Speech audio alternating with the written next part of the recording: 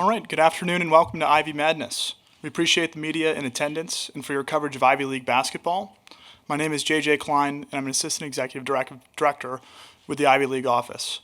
Right now, we're excited to be joined by the third-seeded Penn Quakers. On the dais with me is head coach Steve Donahue, along with Ivy League Player of the Year Jordan Dingle, Lucas Monroe, and Max Martz. We'll start with some opening comments from Coach Donahue and then move into questions from the media. If you have a question, please raise your hand and we'll bring a microphone over to you. Please state your name and affiliation prior to asking the question. Coach, welcome to Ivy Madness. We'll turn it over to you for some opening comments. Hey, JJ, thank you very much. Welcome. We do, as JJ said, appreciate all of you covering this tournament. I'm sure I can speak for all the players. We're extremely excited about being here. We have a unique league in that sense that you really have to earn it to get here. And we feel, really honored that we're a part of this and looking forward to playing tomorrow. We'll open it up to some questions. As a reminder, please speak into the microphone when asking a question.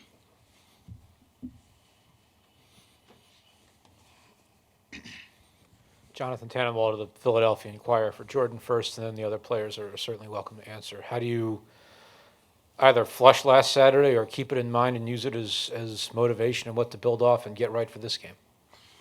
I think that last Saturday definitely left a sour taste in our mouths, but I think our biggest message has been to not hyperfixate on one really bad half of basketball. We put together a really good win streak by focusing on some things that we hadn't done earlier in the season, and then we were just reinforcing that all throughout the week in practice, just making sure we do the things that got us on the win streak in the first place. On a similar note, like Jordan said, we had one pretty bad half of basketball. I think the good thing is that we were guarding. It was really like an offensive problem, which we usually don't have. So I think that's like not something we go into games worrying about. Like we have guys like Jordan and Max next to me that can put the ball in the hoop. So that's usually not an issue for us. And we had 16 good halves of basketball leading up to that game, and then one really good one, and then one pretty bad one on one side of the ball. But on one hand, like we were up by 17, so we know we're good enough to be up on that team by a lot, and like we don't think we're gonna blow a big lead again. That's not really something that we do. So it's kind of fluky, honestly. I agree with everything that they both just said. I think our goal going into this game is just put together really good 40 minutes of basketball and compete at the level we know we can, and that's what we're going to try to do.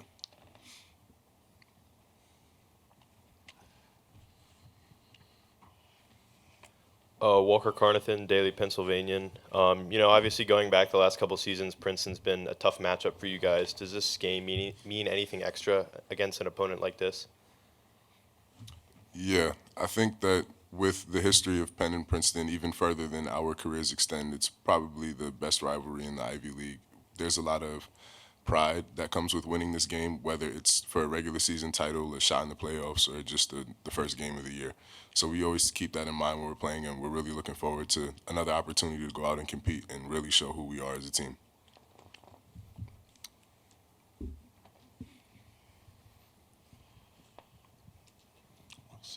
Steve Silverman, Ivy Hoops Online. Coach, last week when you played Princeton, they took 37 shots from three-point land, more than half of their shots total, way more. Do you anticipate that they are going to launch that many from beyond the arc, and how do you defend a team that takes that many three-point shots? Well, I think that's kind of how they play. I think, if you look at their personnel and how they play off a Woma, it's kind of what they look for. And then two, we're a team that, is the best defending the three in terms of percentage in our league. And I think it's made us a pretty good defensive team, protecting the basket and limit teams to one, which really hurt us in the second half of that game. But you got to be careful too. You can't just say, hey, they're going to launch 37 and you're going to just hope they miss. And we talked about it this week, making sure we're not overhelping, we're challenging, working on our technique like we do a lot, and closing out. And sometimes that's what they do and that's what we do. who executes the plan better throughout the 40 minutes. Kyle Franco with the Trentonian. Jordan, what goes into being an elite scorer at this level, particularly when you're going to get the other team's best defender every night and they're drawing up game plans to try and slow you down? I think that the most important thing that I do is I don't look at it that way. I just play the game the way that I know how and let things come to me. My teammates have done a really great job stepping up this year, and I think that their performances, like Lucas, Max, Nick Spinoso, Andrew Lashkowski, George Smith, has made my job that much easier. You know, if you look at my numbers across the year, it's pretty much been consistent, but it didn't always translate to wins. And since those guys have stepped up, now the teams can't just solely focus on me as much, right? They have to give these guys the respect that they deserve. And when that happens and they're all hitting shots and we're flowing like a good unit, the scoring is pretty easy.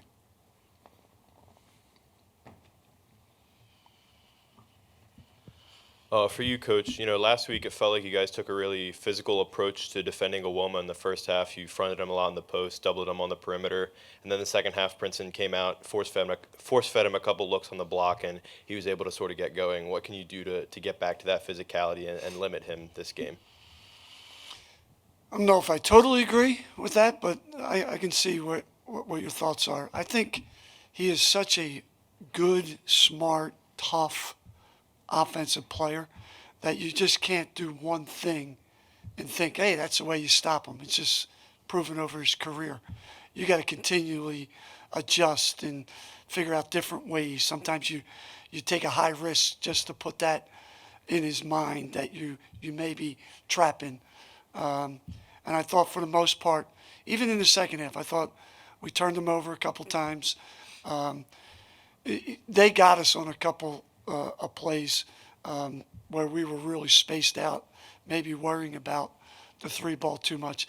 And even more so, like Lucas alluded to, I thought our offense let us down. We didn't play with that same force that we were playing with in the first half. So everything starts getting magnified on the defensive end. Every little mistake you make, you just can't play basketball like that.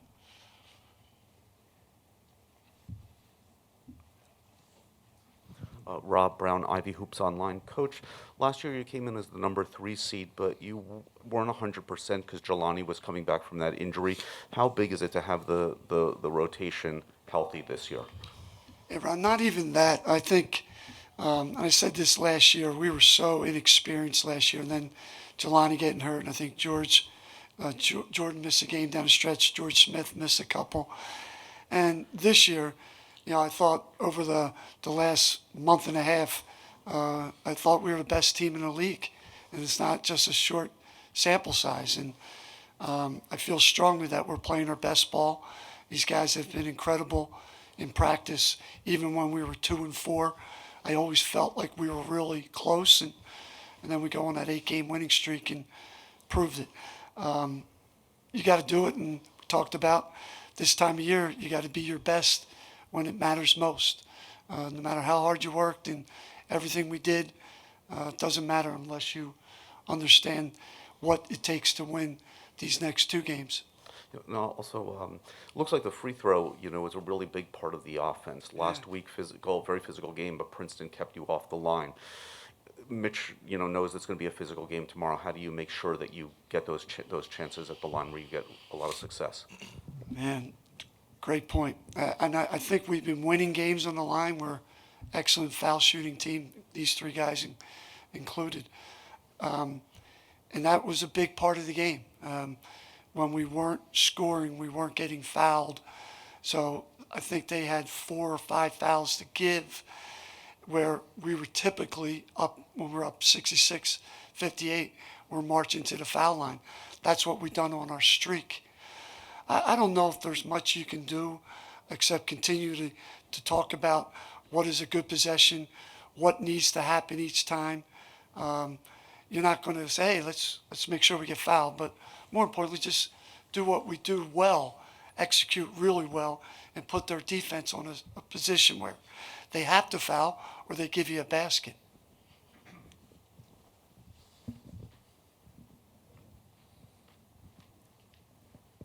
These guys have better answers than me. You should ask these three. Hey, Okay. Coach. Kyle Morello, Big Five Pod. Just wanted to ask you on the Tosan front again. It seemed like you guys had George Smith guarding him on the perimeter a lot on Saturday's game, and you're also pre-switching on pre-switching on cross screens in the post. Are those strategies something you think you're going to employ again to try to slow him down? Are you going to tell Mitch? No.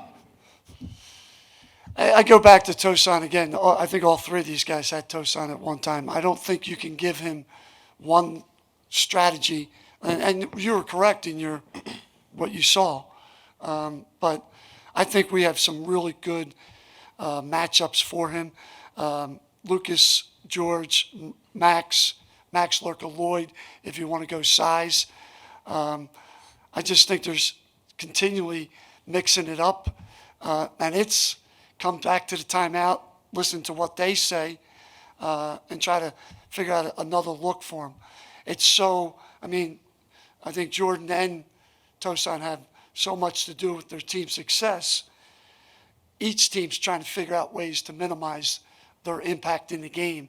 And I know it must be really difficult to figure out how to stop Jordan. And we're trying to do the same thing with Tosan in different ways.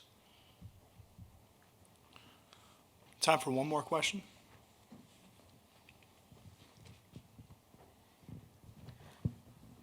Steve, after the Yale game a couple weeks ago, I asked you a question that I probably shouldn't have about having to beat Princeton twice in the span of a week plus to get all the way over the line. Here you are now, going to play them for a third time this season. You've played teams 3 times in a year plenty often now, because for as long as the conference tournaments existed. But going 3-0 or 0-3 or 0-3 doesn't happen very often. What do you think the dynamic of this game is going to be like in that regard? I think those type of conversations, Jonathan, are actually fans, media, alums, and I get it. But for these guys, we're a little more than 48 hours from Selection Sunday. That's way more of a motivation than anything else that's involved. The other thing is, we know who we are. In the second half in that game, that wasn't us. And we've proven that over the course of the season. That's our motivation. That's what we want to get back to. All right, Coach, Jordan, Lucas, Max, thanks for your time and good luck this weekend. Thanks, JJ.